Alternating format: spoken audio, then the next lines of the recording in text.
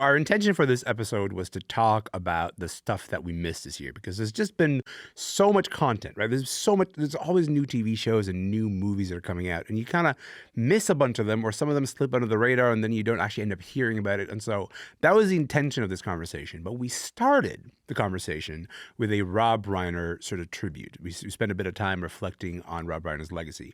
And what I love about that conversation is that, so Roxana Hadadi's here, Rachel Ho is here, and Radheyan Simonpillai is here.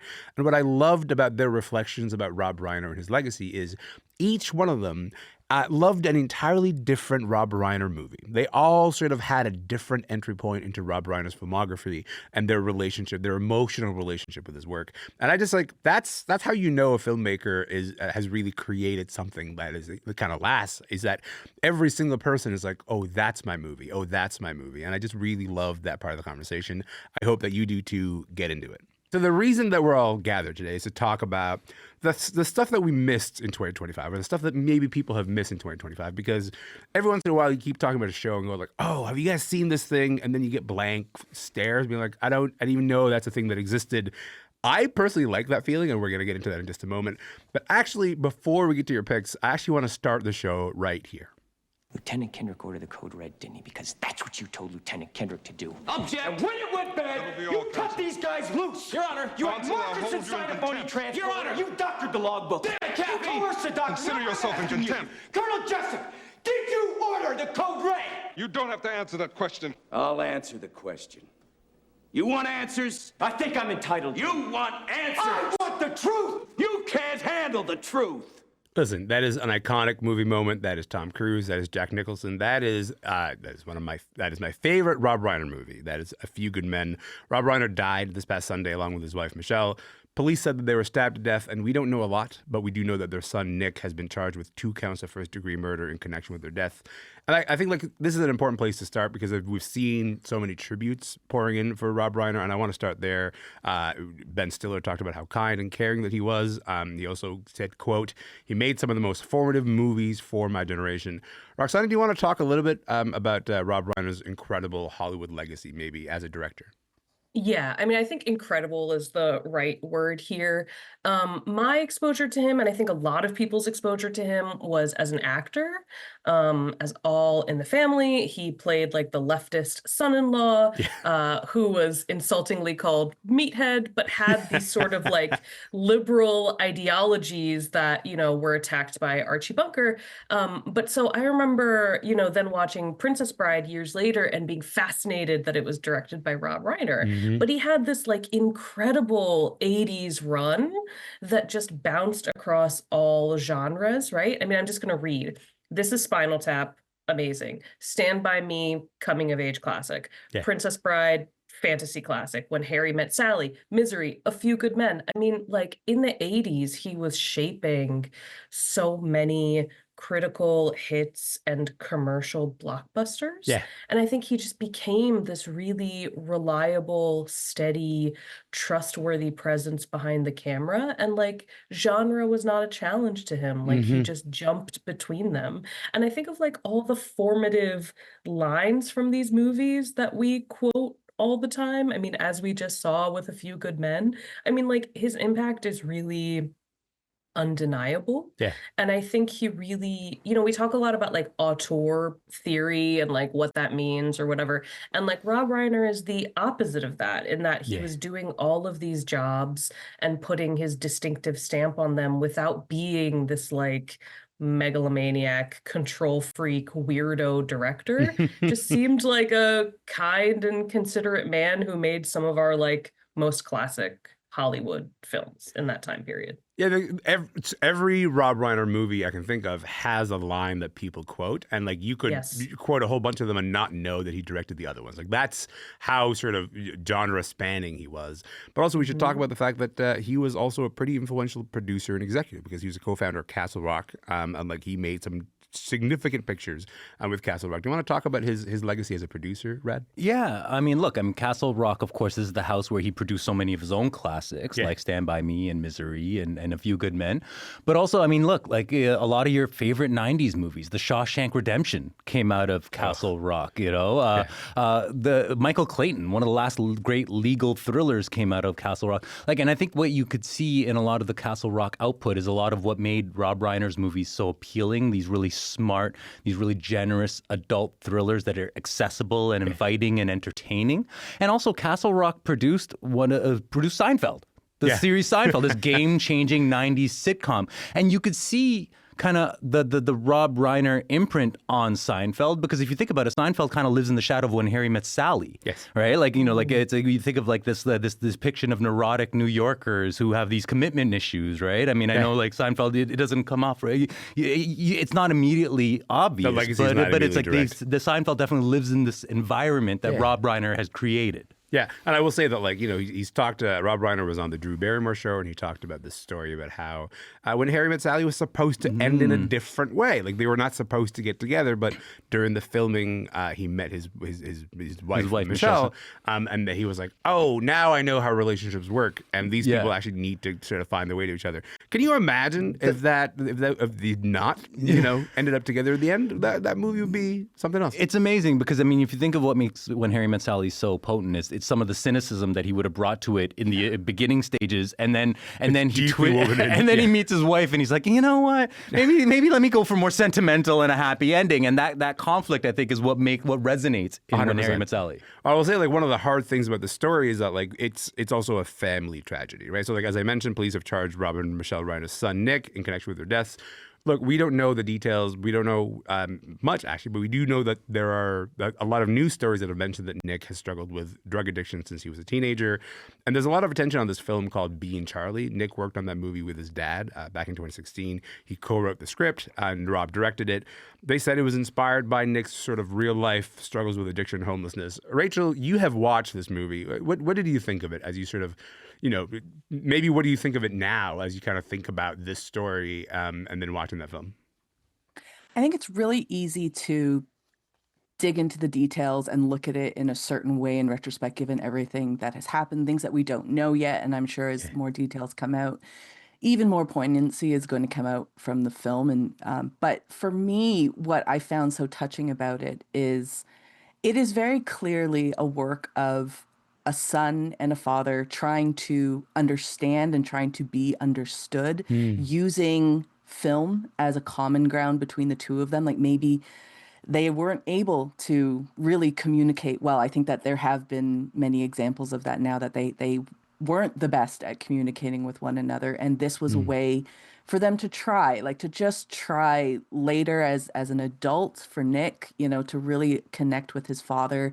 There was a really great article in the New York Times that just came out, I think it was yesterday, and it kind of looking at this film and looking at the details, some of the behind the scenes. One of the actors, Andy Furniak, he was saying how he remembers, you know, Rob Reiner dressing down him because he kind of ad-libbed something off the script. He added a couple lines, and he just dressed him down. But then he came over later and just gave him a grin and a handshake, and he realized Rob was trying to make this film like, this is about Nick. This is about his experiences. Yeah. We're not going to try to move off of it. Yeah. And it's very clear, I think, to everybody on that set that what was happening and what they were trying to do. And it does come off in the film. And again, especially in retrospect, like we look at the film in entirely different way. But after the film had been completed, Rob Reiner said it was his most satisfying creative work that he had done. Nick said, wow, my dad's actually really good at directing. Like he knows a lot about movies. It does seem that they were able to get a step closer, at least with the film, which I think is some solace in all of this mess that's happening right now. Yeah, of course. I mentioned earlier that my favorite Rob Reiner movie is A Few Good Men. I'm an Aaron Sorkin guy. Aaron Sorkin wrote the script of that. But also Aaron Sorkin's scripts are like famously like really heavy and kind of can sometimes be a little bit wooden. And the thing that makes that movie work is Rob Reiner's directing, right? It's sort of like his ability to sort of get so much out of those faces and sort of put you in the emotion those faces are sort of going around. So I just want to make this as quick as go around as possible. Each of you just mention your favorite Rob Reiner movie. Maybe Rachel, I'll start with you. Stand By Me. That's my favorite one. That's the one that I watched it for the first time during the pandemic, which Yeah. is very late for Yeah. someone my age to watch it. But like I think watching it during the pandemic was even more kind of significant because we weren't really outside with our friends at that moment, and it made me think about what kids were losing out on during those couple summers, which is it's a very bittersweet film for me, but it's very touching. It's very affecting. Yeah. I watch it every summer now. So. Oh, Roxana, what about you? Mine is Princess Bride. I mean, it's like a storybook come to life, right? Like it is so gorgeous visually, and it plays off of all of these like fantasy and adventure tropes, Yeah. while also being this like really gorgeous love story. I mean, again, to return to quotes, like as you wish, like I'm sure that so many millennial couples have said as you wish in their marriage vows, but this movie has like so many iconic performances from Andre the Giant and Peter Falk and Billy Crystal, and it's just a wonderful time. Truly, it's the kind of movie that you can put on whenever and it'll put you in a good mood. And I think that is so much of what connects Reiner's early work, is that you're getting fulfilled from these movies in a very specific emotional way. And Princess Bride does that. Rad, briefly over to you, pal. I mean, look, so I'm just going to go with When Harry Met Sally, because I'm a sucker for rom-coms. Yes. And while When Harry Met Sally, not necessarily the greatest rom-com or anything, it's the movie that made me take rom-com seriously. It's the movie that made me check my dismissiveness at the door and made me binge this genre and its rich history. So I got to give that one its due. Any movie that can defeat your cynicism is good. Is a good movie in my books. And also, I just love that each of you picked a different Rob Reiner movie. You can read more about the investigation of, and also about Rob Reiner's legacy on cbcnews.ca. My name is Elamin Abdelmahmoud. This show is called Commotion. Roxana Hadadi's here, Rachel Ho's here, and Radheyan Simonpillai's here. So we're going to switch gears and kind of do this as quickly as possible because we want to talk about some TV shows and movies that got missed, right? Some stuff that got maybe lost in the shuffle this year. And I'm going to start with a show that all of you wanted to weigh in on, and that is The Lowdown starring Ethan Hawke that is currently on Disney+. Here's just a quick clip from the first episode. Wow, that's beautiful. What? That piece behind you. It's Joe Brainerd. You should know who Joe Brainerd is. Stand in front of it all day long. Isn't that fantastic? Yeah, it's nice. It's nice. It's a Joe Brainerd. It should be in a museum. Oh, you think it belongs in a private supper club? It's nice. And there's a lot of art here. Yeah, there's a lot of art here. There's so much art here that I don't think anyone would notice if I slipped out of my pants and walked right out. Your pants are too tight. I gotta tell you, they should make a whole TV show that is just the twinkle in Ethan Hawke's eyes. That's what I think they should do. Rad, why is this a show they want to talk about? I mean, look, I just think it's one of the best shows of the year, and it's sad that so many people kind of missed out on it. I mean, this is a Tulsa noir that has like kind of the influence of David Lynch and the Coen brothers and Robert Altman in it, but very much of a piece of Sterling Harjo's own voice. He makes that very much his own. And, you know, Sterling Harjo, of course, being the creator of Reservation Dogs, one of the greatest series of the last decade. And this is an interesting pivot because, you know, Reservation Dogs, here's Sterling Harjo, an Indigenous creator, putting Indigenous representation front and center. Yeah. And then he goes to a series about a white savior, essentially, right? Because this character that Ethan Hawke is playing, Lee Raybon, he's essentially a white savior who wants to, you know, to expose Oklahoma's elite and expose the violence and the violence committed towards Indigenous communities and Black communities in that area.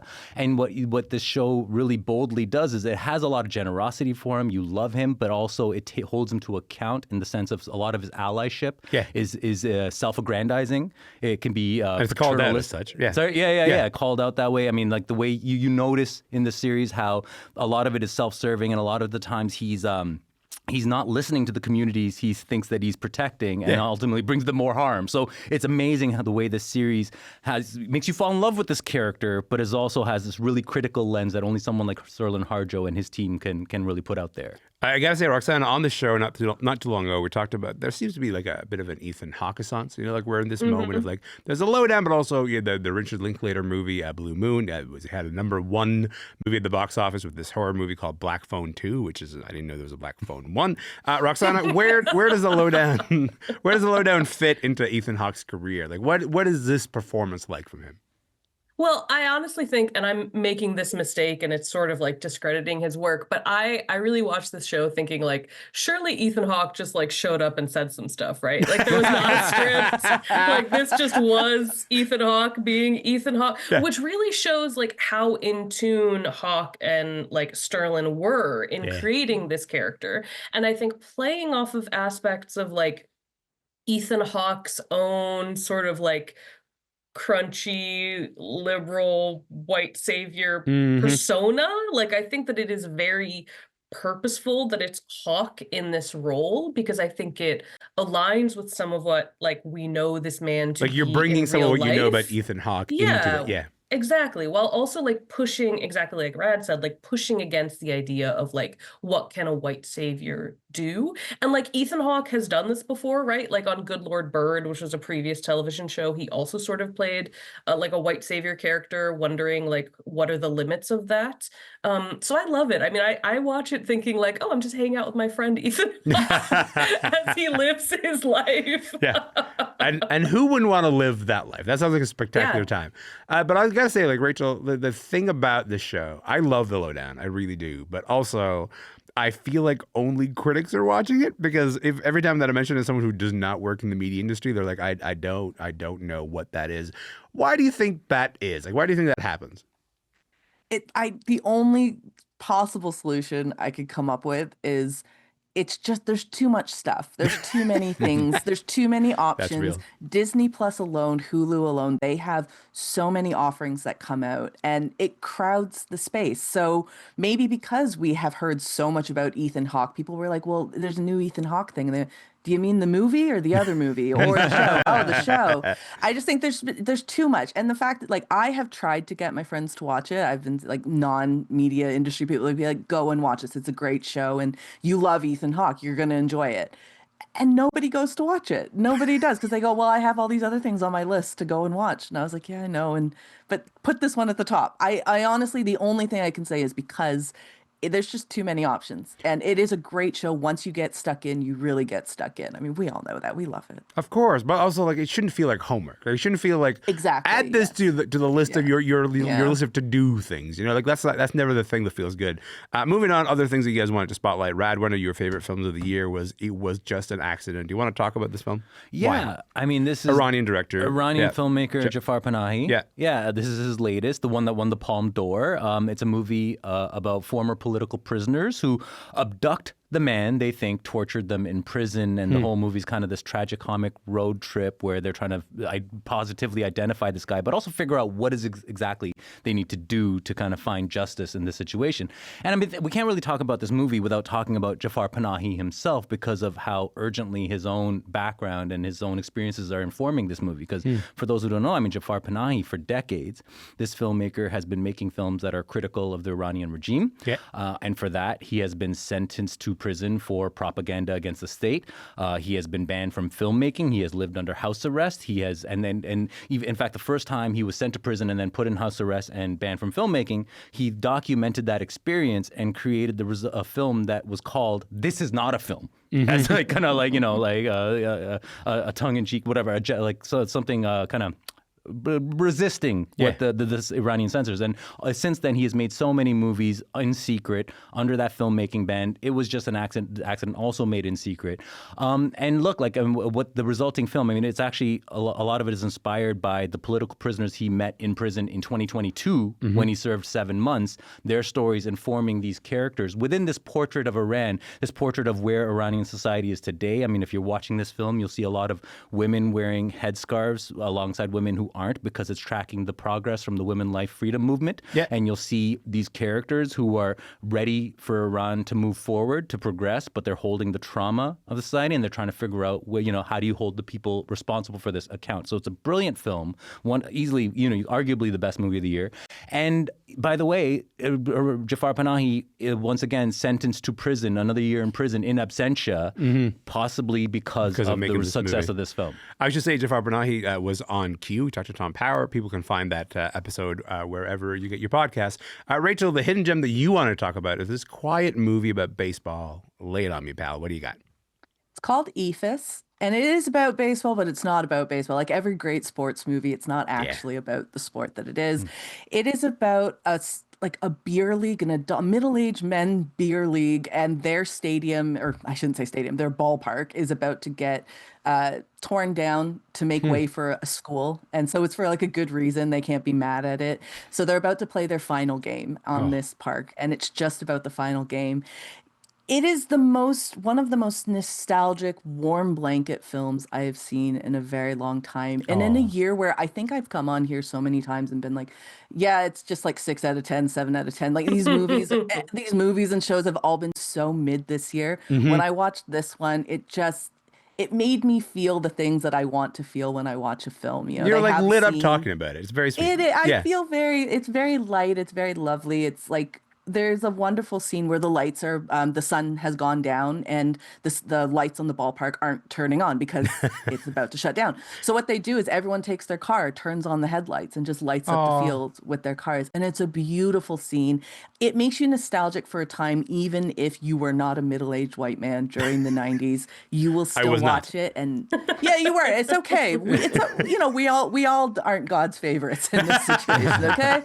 But you can watch the film and you can feel what they feel. Kind of in the same way Stand By Me, to be honest. Like that is a film you can feel nostalgic for, even if you didn't grow up in that time. I was going to say, Roxana, your choice is adult animated sitcom, number one, Happy Family USA, which is your favorite show of the year. First of all, what is the show? Second of all, what is the thing that makes it the show that takes the top spot? Yeah, I would say it's my top spot of like overlooked shows. Okay, yeah. It is co-created by Rami Youssef and by Pam Brady. Brady worked on South Park for a very long time. What? So it has that I like Rami, and I've never heard of the show. Like that's what I love about what you're bringing me right now. Continue. Yeah. So it has this sort of like manic, like frenetic energy. It is about an Egyptian American family living in New Jersey before 9/11. And after 9/11. And all of the family members sort of react to 9/11 in different ways.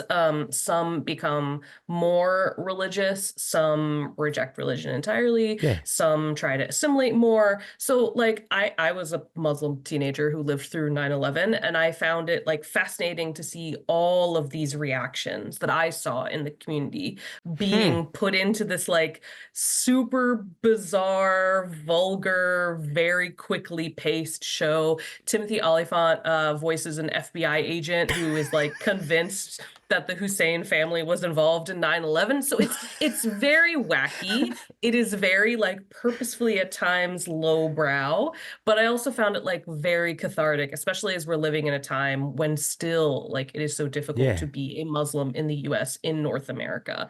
And I just found it really great. But yeah, Prime dropped it all at once. I don't think anybody knew about it. I think I was its one watcher, and I hope that more people check it out. That will be me, because I too was a teenager, a Muslim teenager right after 9/11. So I'm on board. This should have been directly targeted towards this guy. I can't believe this is literally my first time hearing about the show. Okay, we got like a couple of minutes left here. Rad and Rachel, just quickly, something Canadian that people missed this year. Rad, I'll start with you. Got like a minute here. I mean, look, I definitely think people should check out Endless Cookie. Let's go. We talked about Endless Cookie on the show, but oh my God. Yeah. Well, like, look, I mean, this is an animated documentary that loves to color outside the lines. It's it's directed by Seth and Pete Scriver, largely self-portraiture made where they're animating their own conversations. Seth interviewing his brother Pete in Pete's living room. Seth being white, his brother Pete, half-brother Pete being indigenous. Those interviews constantly interrupted by Pete's digressions, by someone farting, by a toilet flush, by all these, and by the squabble of children. And that's the stuff, right? That's the stuff of this series. That's the refusal of life being silenced, and that's where the joy and the humor of the show comes from. Because yes, you have all of this stuff in the background, like the institutional neglect of indigenous communities and stuff. But the show, it takes joy in the farts. It's all about the farts, and there are a lot of them. Rachel, quickly over to you, pal. What do you got? Sharp Corner. It was a film that came out earlier in the year. It just came with very little fanfare, and nobody's talked about it since.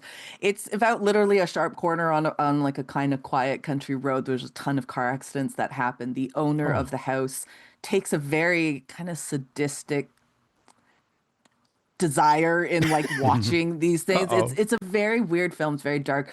But I thought it was very thought provoking to me. And I just couldn't stop thinking about it since the time that I watched it to now. It's one that I keep popping up, and Ben Foster's in it, Kobe Smolder.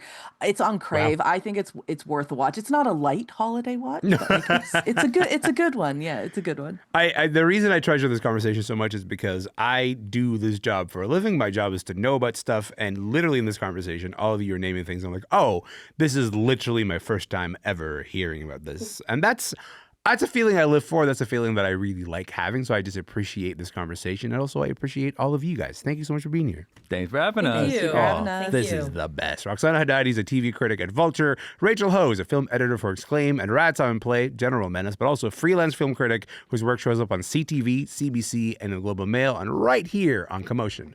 My name is Elamin Abdelmahmoud. This show is called Commotion. Hey, we'll be back around this time tomorrow. We would love to see you then.